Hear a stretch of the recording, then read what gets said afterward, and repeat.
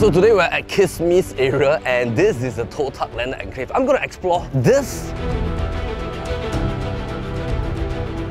This is a stretch of 5 strata homes sitting on the same land plot. This home is asking for 3.4 million.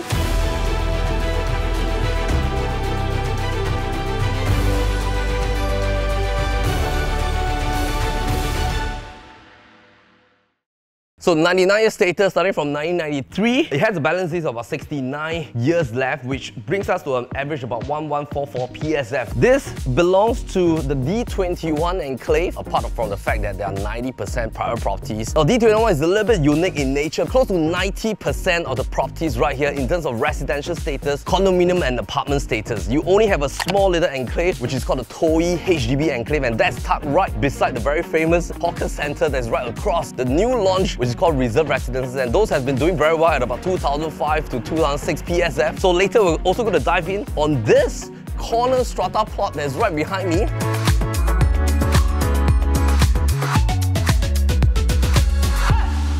Landed property in Singapore, there's a total of about 73,000 landed homes. But when it comes to strata landed, that belongs to a hybrid class that was actually formulated close to about 20 odd years ago. There are technically only 5,230 odd strata homes in Singapore. So in terms of ownership nuances, let me share with you these 3 spectrums. Firstly, of course, you have condos and apartments. Condo apartments are basically strata properties in the sense that you're actually buying strata airspace as you go upwards in the entire condo project. And the other class, of course, is landed properties. Landed properties, you own the land as well as the structure sitting on the land. And of course, with landed properties, you own the entire title to the property. You do not have to pay any MCST maintenance fee. But of course, when there's any leakages, exterior issues, you have to sort it out yourself as a homeowner. Now, thereby forming a new hybrid class right in the middle, which was what I was talking about, the strata landed properties, which has an estimated about 5,000 over units in Singapore in the entire inventory. Condos and apartments, you have about 350,000 condo units. Landed properties about 73,000, strata being about 5,000 plus. And for strata, this hybrid has become a very popular option for a lot of home buyers that wants, firstly, to have a landed property like this, but at the same time, you don't have to maintain it yourself like a pure landed property. And anything that has to do with exterior, that falls back into the MCST rule. As we head in, we need to talk a little bit about why this seems to be like a strata that behaves a little bit like a landed property. Let's go.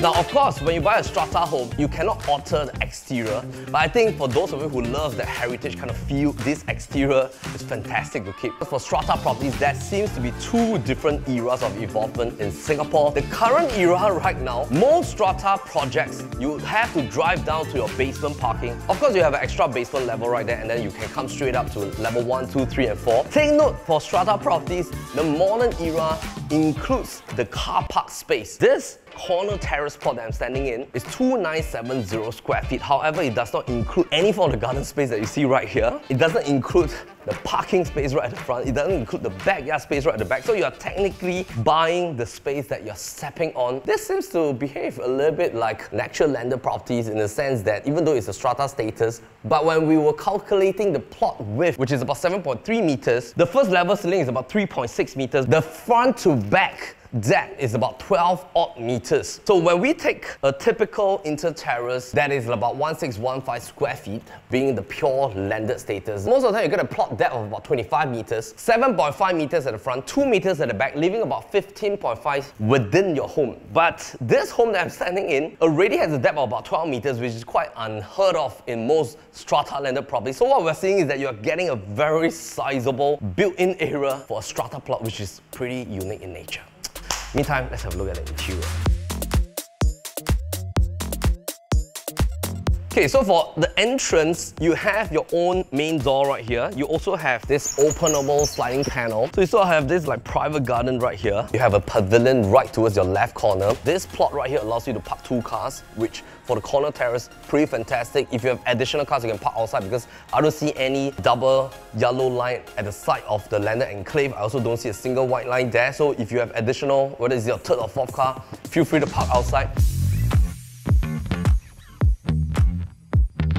What I love is, of course, the side setback that is sort of like given to you for free. Now take note, this is not included in your space. It belongs to the common area. It belongs to the entire estate. So your neighbors technically can walk here, but based on what we have understood from the residents living here is that everybody seems to have your own like private corner. If you own a corner terrace plot here, compared to some of the inter-terraces, I think your kids are going to enjoy this space here because you can like play, I don't know, badminton or something. River, maybe come here, have a look at this. Pass me your camera. Oh, welcome. Oh my goodness, look at this structure here at the side. This is just so great. This is the site that I was talking about. You have like this park connector at the back with its own playground. The entire area at the back is a forested area. As we were checking the master plan has changed that forested area to a reserve site. Now that is of course good news for future potential. Once you know that there's a reserve site that's being changed to yellow color on the master plan, that potentially will change to a residential zoning in future. Whenever that happens, your appreciation of your PSF will have a new benchmark in future.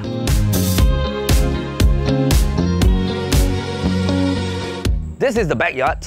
You can actually utilize this as a play zone for your kids because the boundary wall at the back is quite high because your property is all surrounded by all the forested area. The green lung effect is fantastic. It can be a place that you can do your laundry, and I think it's like a nice secluded zone for you and your own family. Let's head back in.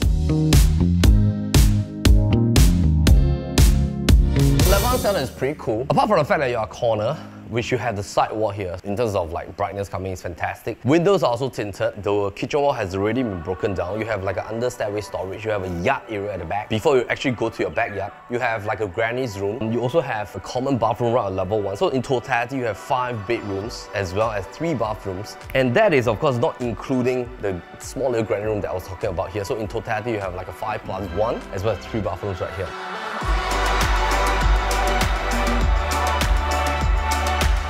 Ceiling height is 3.6 meters, which makes it fantastic to really build a floor-to-ceiling bookcase right here. This wall is also huge. You can of course plug in a 75-inch television here. If you notice, this is already a huge table that is like a huge 6-seater. At the back wall, this can also be done with like a whole entire dry kitchen concept with a coffee machine pantry right here with a nice gourmet countertop. You can put in your oven, dryer and all that. Then you build a nice elongated dining table right here. Of course, that dining table can be a movable version, but this can be a dry kitchen concept. And then make this more like a wet kitchen, doubling in with really a fixed island here. So this concept, of course, is like a furniture deck right here, but I think you can really invest in a nice, solid, roundish shaped kind of island that forms a hosting triangle. So when you prep, you can interact, you can host, and that's fabulous. If you look at a lot of the older landed properties, most of the stairway they like to jut right into the middle as a separator. This home is flatline, fantastic. You don't have to worry about safety for your kids. A lot of bandwidth to your living area. Under stairway has already been tucked right towards the left corner of the home. So I'm going to head upstairs.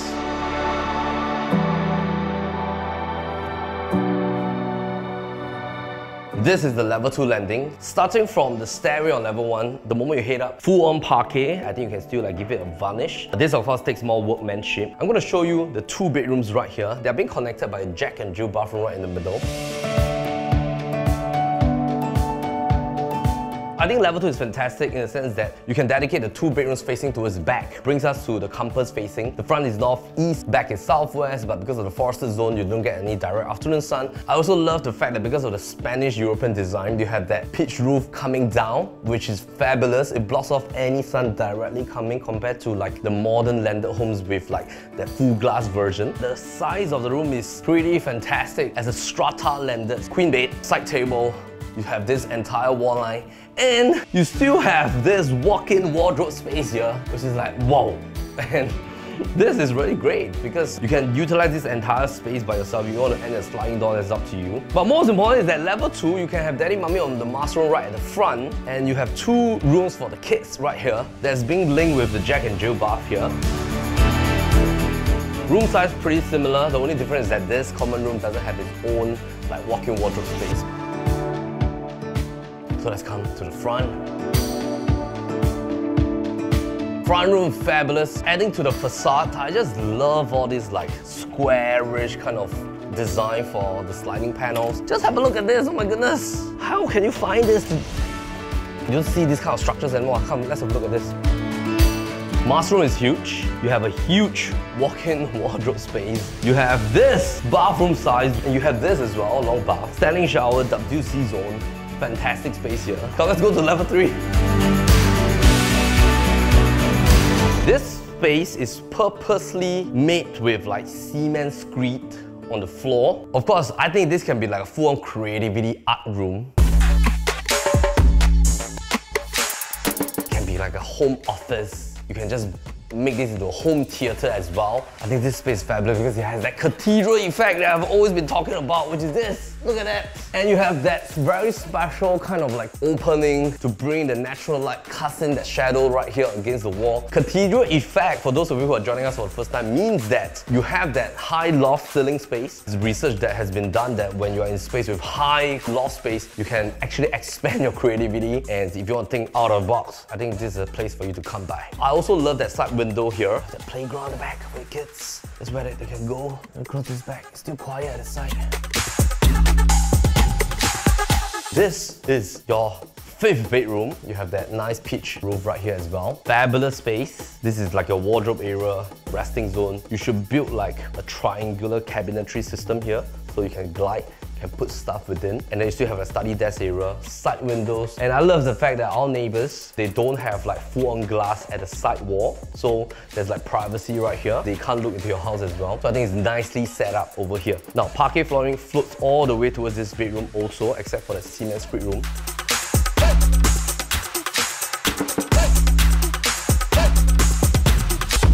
So the last portion of this home tour is that we have to talk about price. So in terms of pricing, the way to make sense is by 2 key objectives. One, when you assess going into like a hybrid kind of type of property like a strata home, you need to look at the quantum play. Firstly, if you're hunting for anything that is above 2,500 square feet. Now, what is going to happen is that for condos, anything above 2,500 square feet in D21 area is definitely above the benchmark of $2.5 million.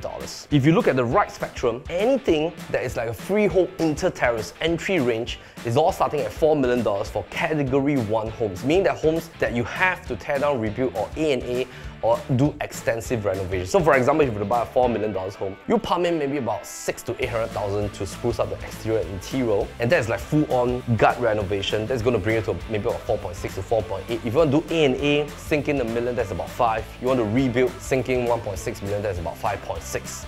So that is the category of freehold inter-terrace. Now when you come to this 3.4 million asking price, sink in 250,000 for interior renovation, revarnish the parquet, put in vinyl flooring, spruce out your wardrobes, touch out a bit of carpentry, repaint the entire home. Aircon looks pretty new to me, but if you want to change the whole home, aircon is up to you. Then that brings your total outlay to about $3.6 million. So when you look at quantum disparity effect that PRB has always been talking about, 2.5 million, when you buy a condo, you still have to sink in 200,000 to 300,000 for it, and that'll bring your total to about 2.7. This is about 3.6, that is about 4.6. So 2.7 for a 4-bedder, 2,500 square feet penthouse condominium. 3.6 for strata landed. There's 2,970 square feet of built-in area across 3 levels, 5 bedrooms. This gives you sort of like more size at 3.6, and that is about 2.6, and then of course the next tier will be 4.6 million. So this is called quantum disparity comparison. 2.7 million total, 3.6 million, 4.6 million. And if you are bantering between whether to go for like a condo penthouse that's like 4-bedder with roof terrace, probably there's about 2,000 odd square feet. This is about 2,970 square feet, 3 levels, 5 bedrooms. Car park not counted into your size. You really get real size like a landed home. And of course, if you don't want to burst your investment quantum into like $4.6 million range, then this might make sense for a family. So that's quantum comparison.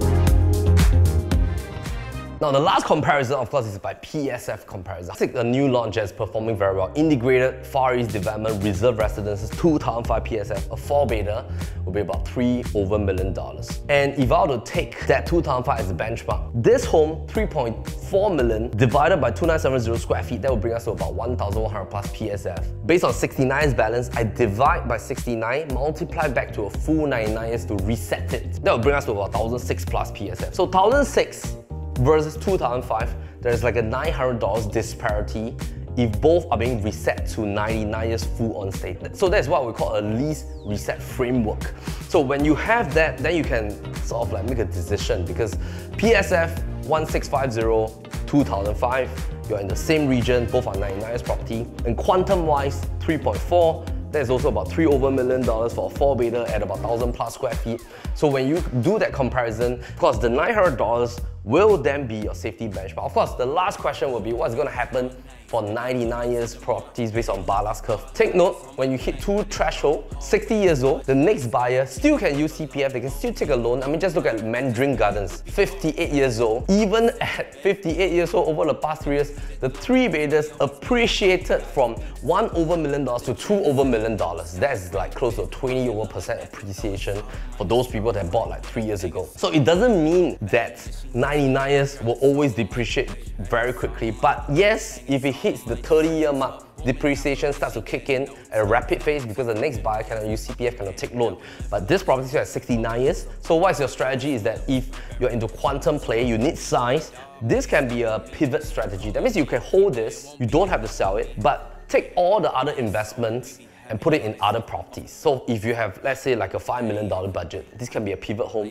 3.4 million, take the other 1.6 million to buy something else to hedge against this property that you're living in. Second version is that if, let's say, you're thinking about the 69 years, you still have a good 9 years to go before it hits 60.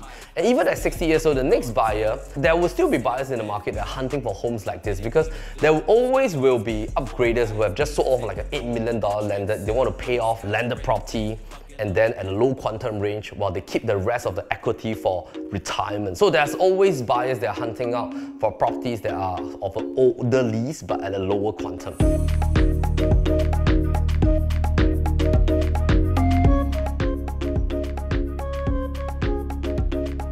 Alright, so we've come to the end of our landed home tour. If you want to have a look at this very unique strata property, give a call to our listing managers, Christina and Seng Huat. They'll be very happy to arrange an appointment for you. And also do remember to like and subscribe to our PLB YouTube channel. We have our NOTG YouTube channel, new launch channel at PLB Insights as well, and across our social media platforms. Thanks for supporting us along the way. My name is Melvin Lim, PropertyLimBrothers. As always, happy to show the place. Take care. All landed kind of Okay, one more time here. Okay, sorry, change. Here. Okay, I'm here, you're there. Thanks. Okay, my voice is already. It's been 3 weeks. No, every time I go for a retreat, I just keep talking, right? Sorry. Now this was of course TOP. I didn't. Okay, come.